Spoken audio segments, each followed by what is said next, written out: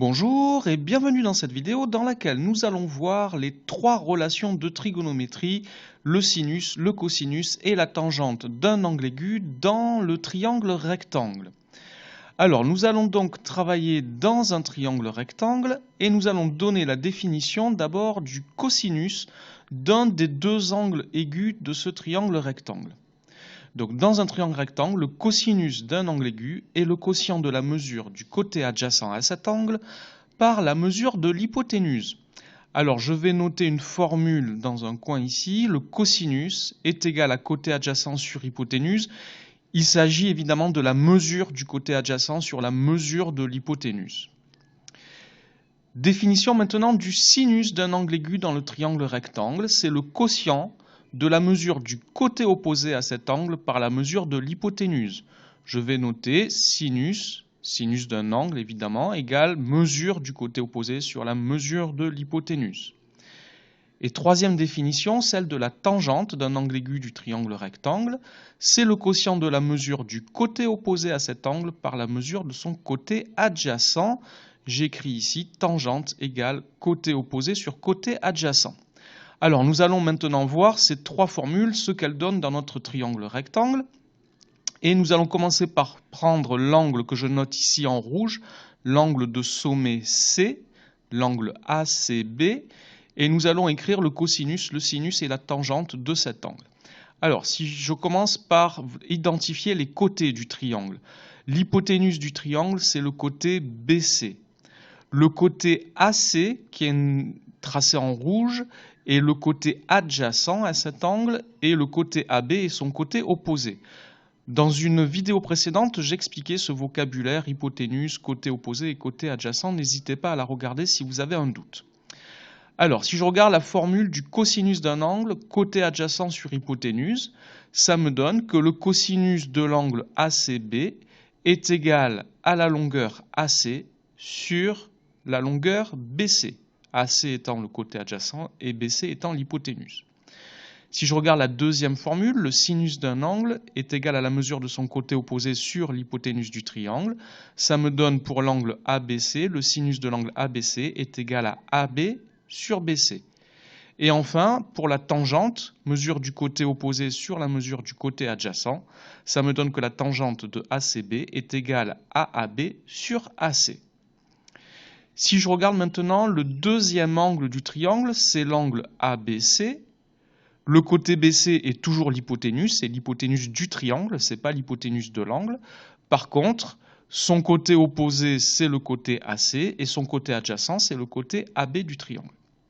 Ça me donne donc, pour le cosinus de l'angle ABC, j'obtiens AB sur BC, côté adjacent sur hypoténuse. Pour son sinus, cela me donne AC sur BC, côté opposé sur l'hypoténuse encore. Et pour sa tangente, côté opposé, c'est-à-dire AC, sur côté adjacent, est égal à AB.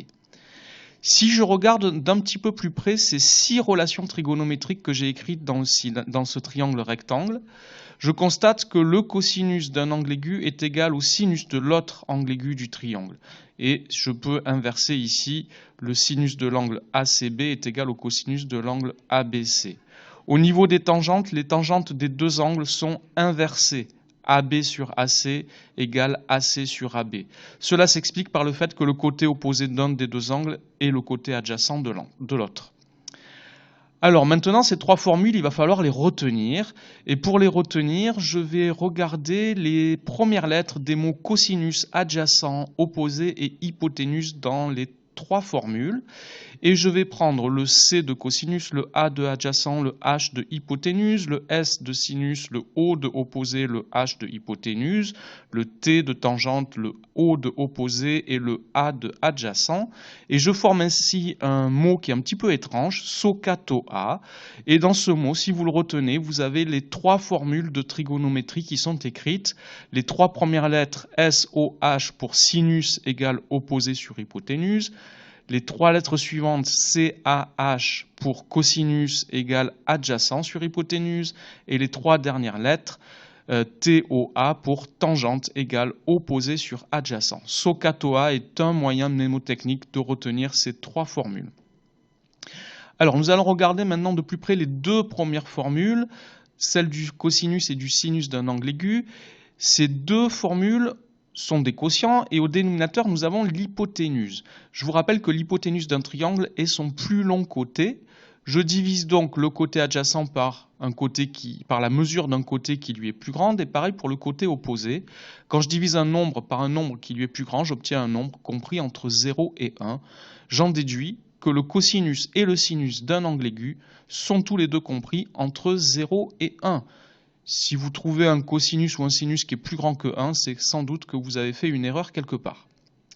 Si je regarde maintenant de plus près la formule de la tangente, mesure du côté opposé sur mesure du côté adjacent, c'est un quotient. Dans un quotient, j'ai le droit de diviser ou de multiplier le numérateur et le dénominateur par un même nombre différent de 0.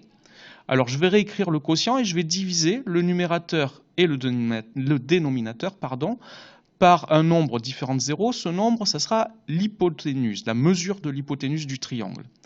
Et là, je reconnais au numérateur, côté opposé sur hypoténuse, c'est le sinus de l'angle, et côté adjacent sur hypoténuse au dénominateur, c'est le cosinus de l'angle. J'en déduis que la tangente d'un angle est égale à son sinus divisé par son cosinus. Voilà pour la présentation de ces trois relations de trigonométrie. Une autre vidéo à venir vous expliquera comment les utiliser concrètement dans des exercices. Merci d'avoir regardé cette vidéo. N'oubliez pas de lui donner un j'aime si vous l'avez aimé, de vous abonner à ma chaîne si elle vous intéresse. Au revoir.